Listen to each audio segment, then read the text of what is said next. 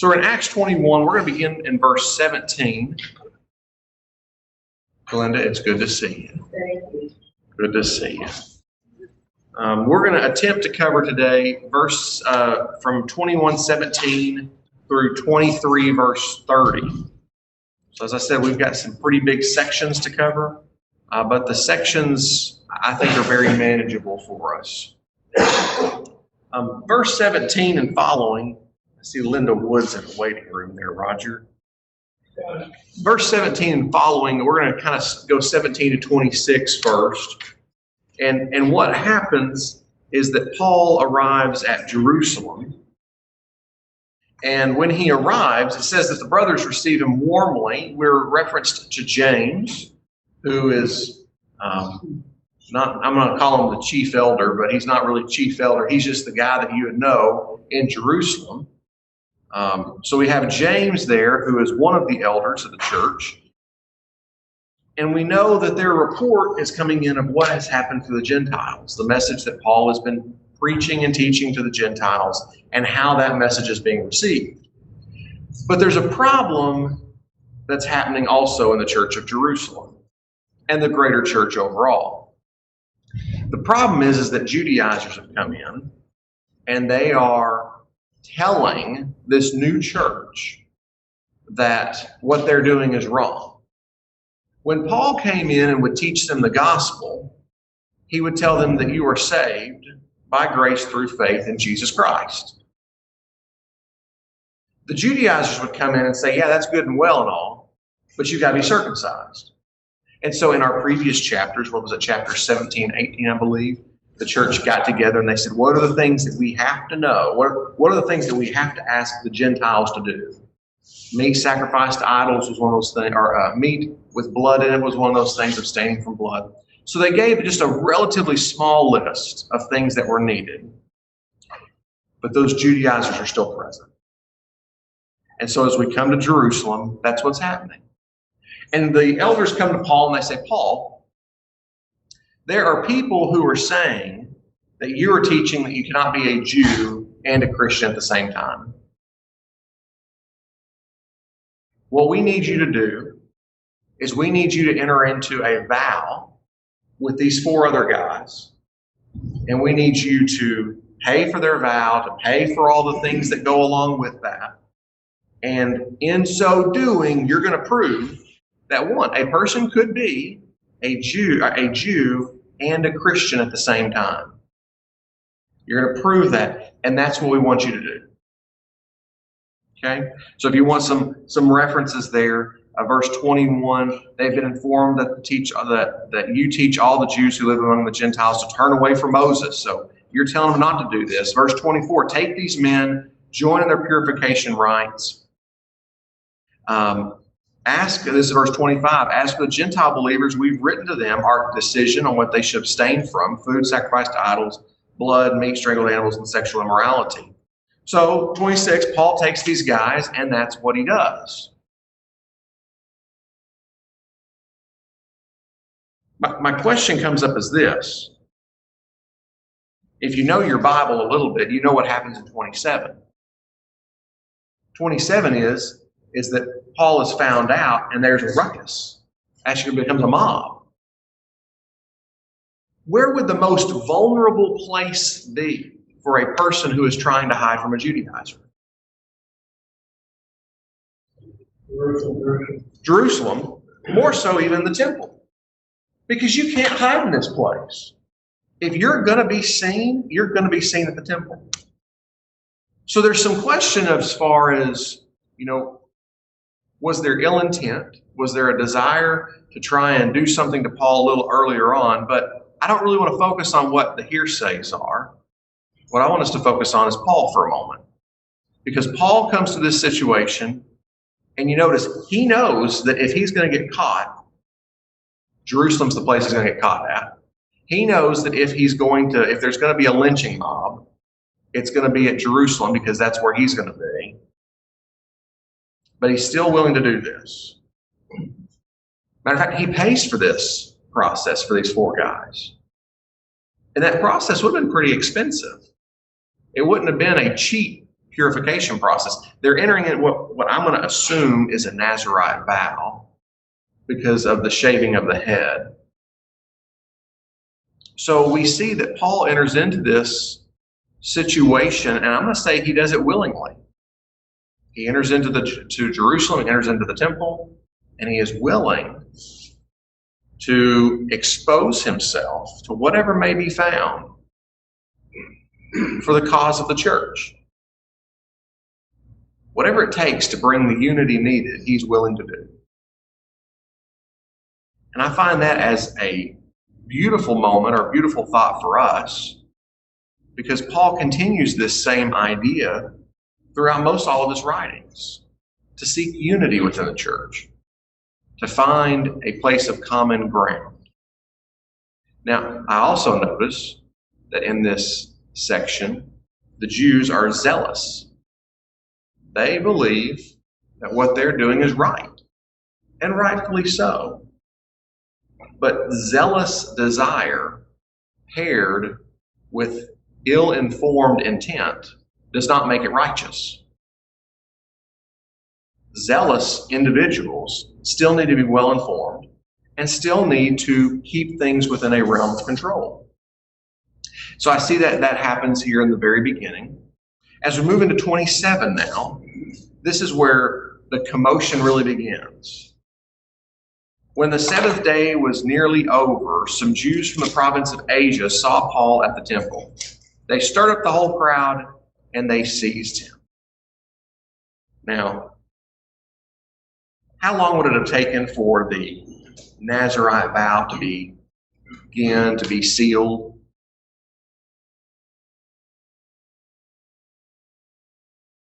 Probably 30 days. Probably 30 days. Yeah, or at the bare minimum. Okay. So he's like paying for these guys to shave their heads, so they're at the end of it. And he's relatively early in it. Yeah.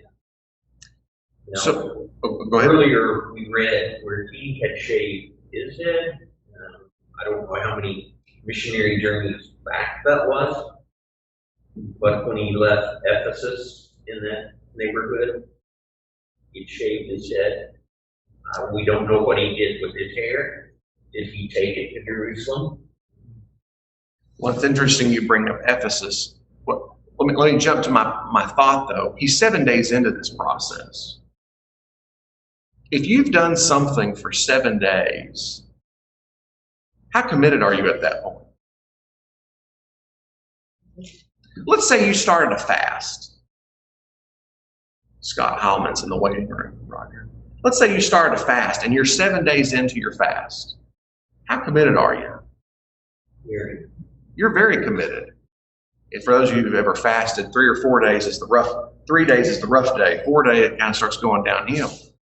Now, at this point, he is well enough into this process to have hit into a groove, to be in his stride of what he's supposed to be doing for ritual purification.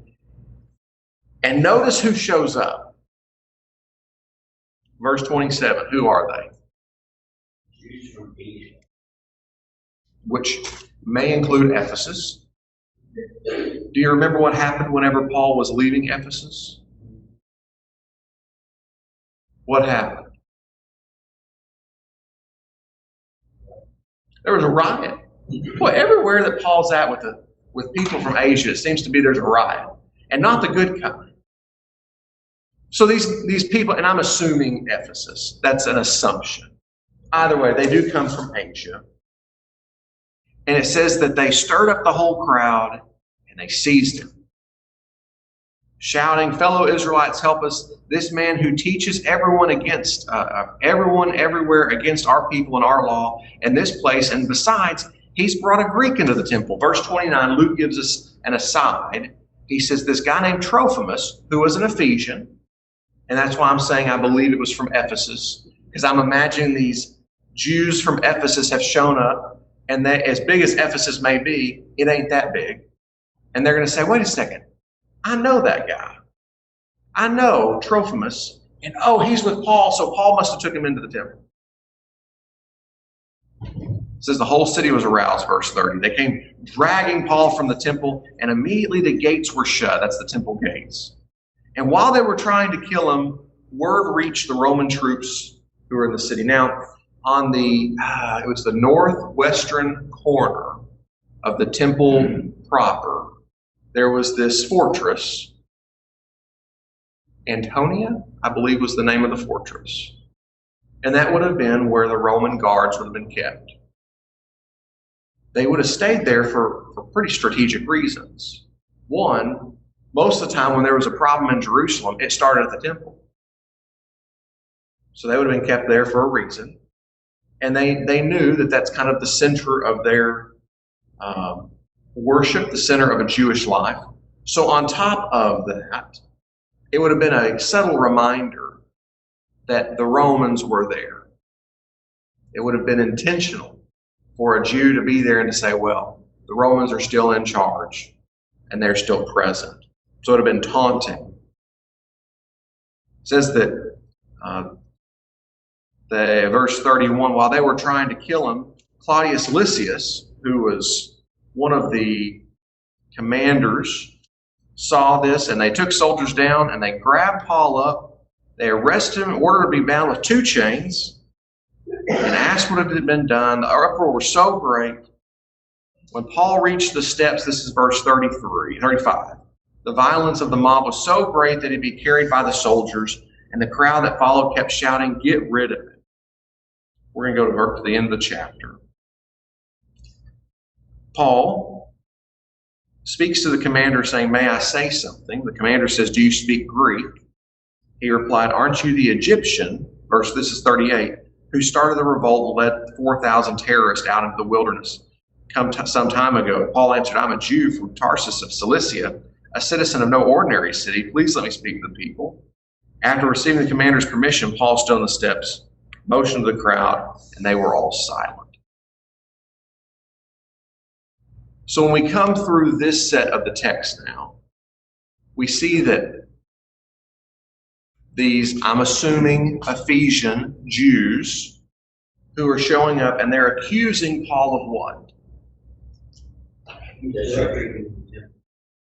They're accusing him of insurrection against their own religion. Desecrating the temple, and if you specifically say that by taking a non-Jew into it. By desecrating the temple, taking a non-Jew in. So they're livid. And by the way, at the temple, you would have had the Holy of Holies. And as you get further away from the Holy of Holies, you have less and less, or you have more and more permissions. But there would have been a wall. I'm going to put this wall about 4 feet. I'm not there to have seen it, but put about 4 feet tall. And it would have had a big sign on it that would have said, "No Gentiles beyond this point." And basically, if you do, if you do, there's one punishment for it. Well, welcome to church. Don't go beyond this point. So that's kind of the situation that ignites this riot. The whole city's aroused, they say. They're trying to kill Paul. So as we start with that moment, what I realize is that passions run deep when it involves religion. Passions run deep when it involves religion. These guys, there's a wall there that says, "Don't let a Gentile in." They're upset because they believe, they think that Paul brought a Gentile into the temple. Did Paul take a Gentile into the temple? Why can I be confident in that? Paul knew the rules. Paul knew the rules. He was a Pharisee of Pharisee. He knew the rules. Yes. Paul's not dumb. He is very well versed in the rules, and Paul's still a practicing Jew. Mind you, Paul is still practicing his Jewish faith with Christianity. We sometimes think that they have to be opposite of each other. But that's what this in chapter 21 is really talking about. is that you could be a Jew, you could be a Gentile, but you could still be a Christian. And so Paul is well aware of that. He's not going to, and by the way, Paul's a respectful gentleman. He is respectful of the situation. He's not going to take a Gentile in. They assume. So in so doing, we realize that their religious sensitivities bring about a riot. There's something that happens here that really strikes me. Let's see, where was it at? Verse 30. What sticks out to you in verse 30?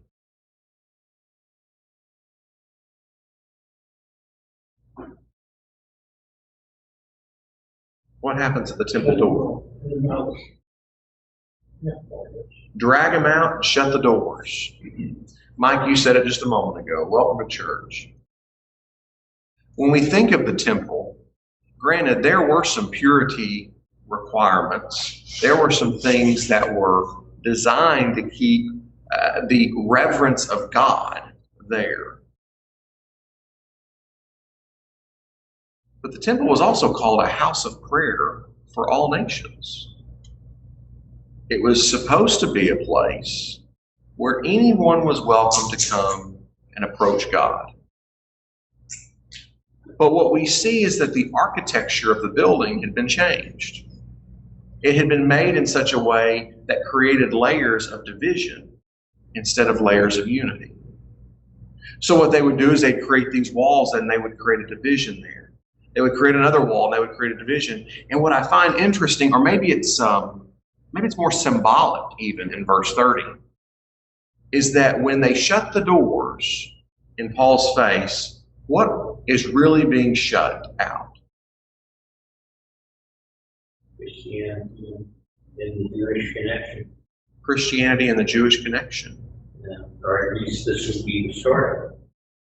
What's really being shut out is the message of Christ, who is also God, from coming into what's supposed to be his own house. And I think that this moment is more symbolic than it is informative. I ask that because why would Luke waste the time to write that if it wasn't important? So when I look at this section, I realize, and also if you go back to Malachi, chapter 1, Malachi 1, verse 6. Actually, I think it's like verse 10. Verse 10. By the way, the general gist of Malachi is that the people are not treating the temple appropriately. That's the general gist of Malachi. Oh, that one of you would shut the temple doors so that you would not light useless fires on my altar. I am not pleased with you, says Lord Almighty, and I will accept no offering from your hands. Oh, that one of you would shut the temple doors. So I think that this idea that we hit with Paul is the shutting of the temple doors is to shut the doors, in a sense, to God's face. We come down to verse 37 through 40. The commander, Lysias, he is conversing with Paul for this moment, and he has this guy mentioned. He says, are you not the Egyptian who started a revolt? Historically, there was an Egyptian who had just started a revolt. He, like 4,000 of his men died, and they say that he ran back off into the wilderness. They never found him. So that's why this guy pops up. Lysias is believing that Paul is that guy. But when he speaks Greek to him, he realizes, by the way, the Romans thought the Egyptians were scum. They didn't really think they were ignorant, uninformed people. The Romans were the elite. So when Paul begins speaking Greek, it catches Lysias' attention. By the way, Lysias is the commander, if I didn't already say that. It catches his attention that, well, this guy is informed. He's knowledgeable. So we come to verse 22, or chapter 22. Yes? When the soldiers carried him, what did Israel? It doesn't say they surrounded, so that they got it up. Here, That's what I envision, like a mosh pit.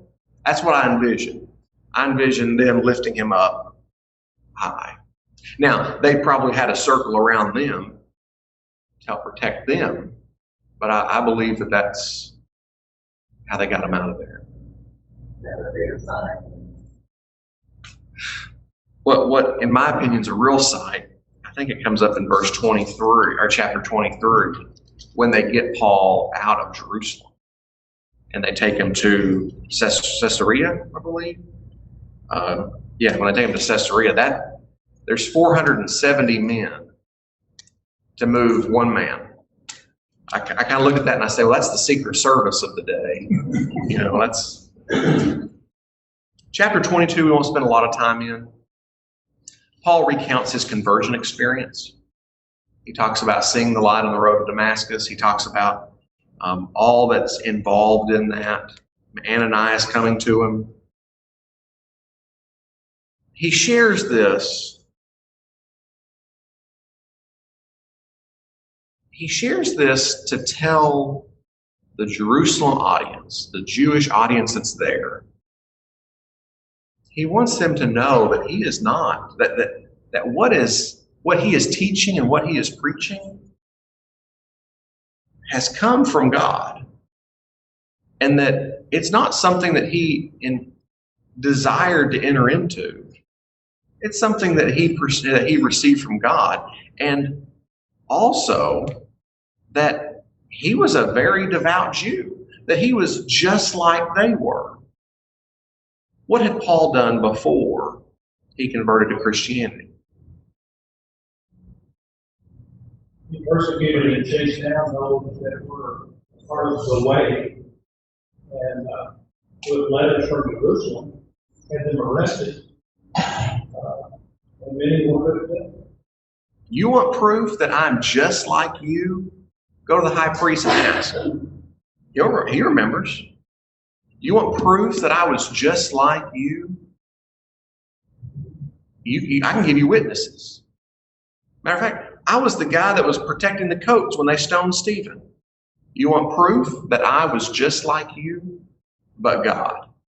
That's what happens in chapter 22, but God. Anyways, we come to the about verse 21. The Lord said to me, go and I will send you far away to the Gentiles. And the moment that Paul begins talking about the message being sent to the Gentiles, that's when the crowd loses it again. They can't handle it. Rid the earth of him, he's not fit, verse 22. They're shouting, throwing cloaks, flinging dust in the air. The commander orders Paul to be taken into barracks. They chain Paul up, and what they're going to do is at this point, they're going to chain him up, beat him until he tells the truth. It's a quick way to get the truth out of somebody. I know if I was chained up and being beat, I'd probably talk about whatever you want to talk about.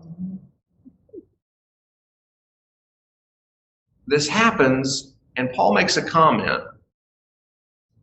Verse 25. Is it legal for you to flog a Roman citizen who hasn't been found guilty? Why is that important? Couldn't treat a Roman citizen that way. You can treat anybody else that way. But when you're a Roman citizen, you have rights. And the rights are that you cannot be imprisoned falsely. In some ways, Roman citizenship would be very similar to American citizenship today. There are certain rights that we have when we travel that aren't designed to be broken.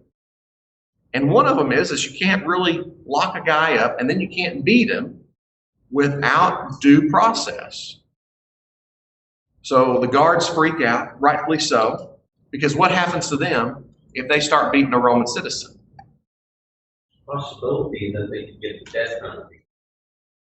Rome doesn't play around. So they know what's in store for them if they don't act appropriately.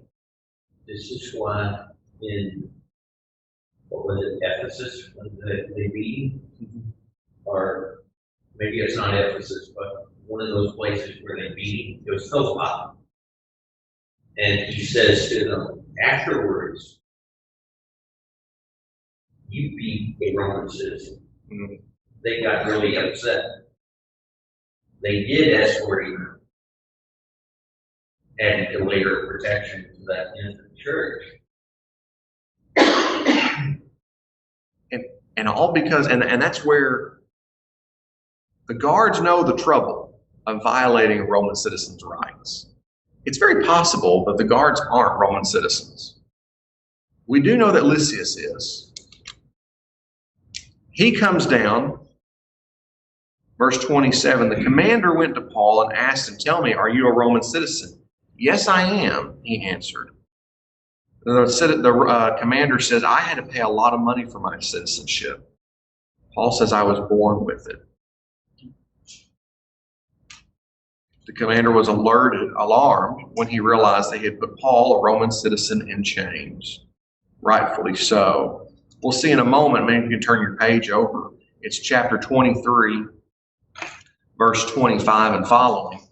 When Lysias writes a letter to Governor Felix, he never mentions that he imprisoned or that he chained up Paul. Matter of fact, in his letter, he says, well, when I realized that Paul was a Roman citizen, I sent people down to save him. Oh, how he changed the stories. When I'm looking at chapter 22, we learned some stuff about Paul. We don't exactly know. Lysias says that he paid a great price for his Roman citizenship. There were 4 ways a person could become a citizen.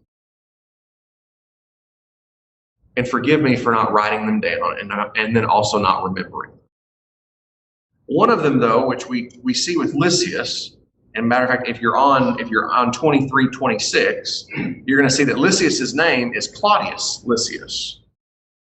One of them is that for certain heroic acts, army valor, you could be granted Roman citizenship. You served a long enough time in the army, and you could be granted citizenship. You might serve under someone long enough, and then you could buy it. It would grant you opportunity to buy. Well, I'm going to hypothesize that that's Lysias's case, because when you bought your Roman citizenship, you were still considered you had a patron. Well, you would add your patron's name to your name. So Claudius Lysias, I think that shows us who his patron was. Paul says he's born with it. How do you think Paul receives his Roman citizenship? Probably his father or another ancestor had done something that helped the Roman government, and therefore they were granted that. And then Paul was born, so he was born a Roman. For Paul to be a Roman, his mom and his dad technically would have both had to have been. But you're right. We don't fully know. Yes, we do, because he said he was a Pharisee of Pharisees, a Hebrew of Hebrews. Okay. His parents were Jews. But they were both also Roman citizens. Yeah. Okay. Yes. I'm sorry. I get where you're at now. Yeah. And so we know that they were Jewish individuals, but they were also, my focus was on the Roman side. Yeah. That's where I got confused. They were also both Roman. I'm going to hypothesize, because Paul was a tent maker, that maybe that's somewhere in the family line that he was making tents for Rome. I'm just throwing that out as an idea. I don't know if that's the case. You can dream all day long, can't we? So in 22, the things I want us to focus on is, do you think when Paul started talking at the start of 22, he had any idea what was about to happen?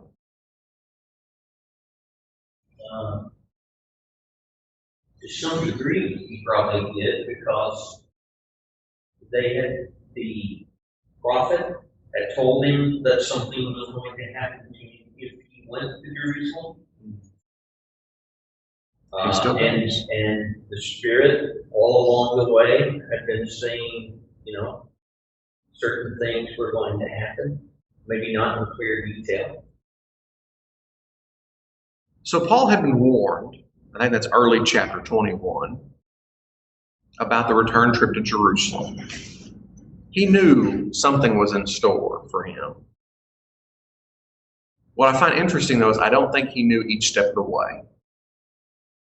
I think each step of the way was revealed to him one at a time. And I'd say that's applicable for us. We don't always know exactly what God wants for us to do we? Sometimes we have a gut feeling. Sometimes we have a hunch. We don't always know. But those steps are revealed as we get to them.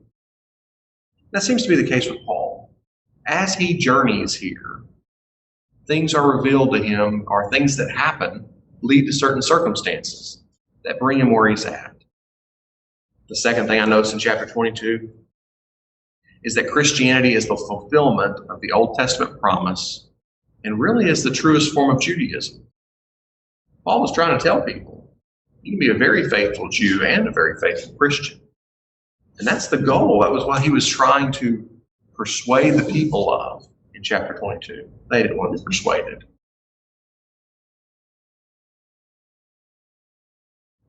"23, and I've got like 7 minutes. And we're gonna let's see, how do I get through 23? I'll just tell you the story. So the commander calls the Sanhedrin together and he says, we're gonna find out what's going on. They take Paul down. Paul makes a smart comment, and this is at about verse 3, 4, where the high priest had him struck. Basically, Paul was, God will strike you, you whitewashed wall. You sit there to judge me according to the law, yet you yourselves violate the law by commanding that I be struck. Those who were standing near Paul said, how dare you insult God's high priest? In verse 5, brothers, I did not realize that he was the high priest, for it's written, don't speak evil. Do you think anything else could be going on there? Do you think Paul really didn't know that was the high priest? Could be, or it could be that, some people theorize that he had an eyesight problem, so he couldn't see clearly, and he just heard the voice. But if this is the same high priest that he dealt with early on, who wrote the letters for him, he would have known. He wasn't hard about it. It wasn't say that he didn't know. That's a good thought there. He's being a little tricky though. Yeah. Because he does get a fight on some sentence about the resurrection. Or he could be playing on,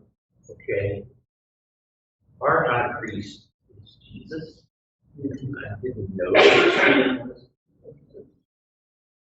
Well, I want to take one step back from where you're at, Greg, because I think I want to read into it that. That's a great point, Glenda, that why would he lie?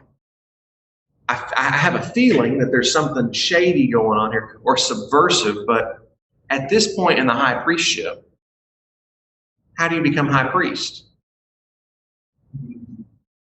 It's a political money grab. The true high priest has really been overthrown. I mean, it was placed more by Romans at this point for a matter of control. And then we have the thought that you took us to, Greg, is that really at this point, Jesus is the true high priest. So I can't help but wonder if Paul's being somewhat smart here. I'm wondering that. We can also just say, why would he lie? Eyesight problem, whatever, he didn't know. And he said something. I'm also thinking the high priest tends to wear garments that distinguish that word. He just didn't want to know. He didn't know. And maybe that's more where we're at, is Paul doesn't really want to give that honor to a guy who is a whitewashed wall, who judges by the law but violates it himself. Language guy, but I wonder if it could be read. I didn't recognize him on the side. Maybe so. totally different picture. That would be a different picture. I don't want to jump the gun on your lesson. I look at it from another thing. Oh, it's not going. He knows both sides of the law, from both lanes. They're on top. He's not on top. He really put his foot on that. He's setting them up. And you'll see that in his defense. He makes a statement. He really makes a separation. I had to come here to prove this to you, Pharisees and Sadducees. But I'm going to the Gentiles. It was further infuriating, but he knows that. He just processes going through. He just setting it up. But Paul ain't no dummy. And we see his intelligence in this next line. Perceiving that he's among a group of people who are Pharisees and Sadducees, verse 6. My brothers, I'm a Pharisee, descended from a Pharisee. I stand on trial because of the hope of the resurrection of the dead. When they heard this, dispute broke out. There's some Pharisees over in the corner yelling, he's innocent. There ain't a thing wrong with the guy. Paul knows who he's with. I call this a verbal hand grenade. Paul knew exactly what he was doing. And when he said this phrase, he knew it would ignite a firestorm among the people. So much so that they have to, yet again, the Roman guards have to remove Paul. And I'm going to have to stop there because we are out of time. They remove Paul from the situation. Rumor breaks out that there's a couple of guys, 40 guys? 40 guys enter into an agreement that they won't eat or drink until they have killed Paul. I kind of wonder if they died. 2 years later. The Roman guard sends 470 men. We get a size of the army presence in Jerusalem when you hear this. If the guy can send 470 men and still be well armed to protect Jerusalem, we get an idea of how many men are there for the sake of the Roman army. But he sends Paul out, sends him to Felix.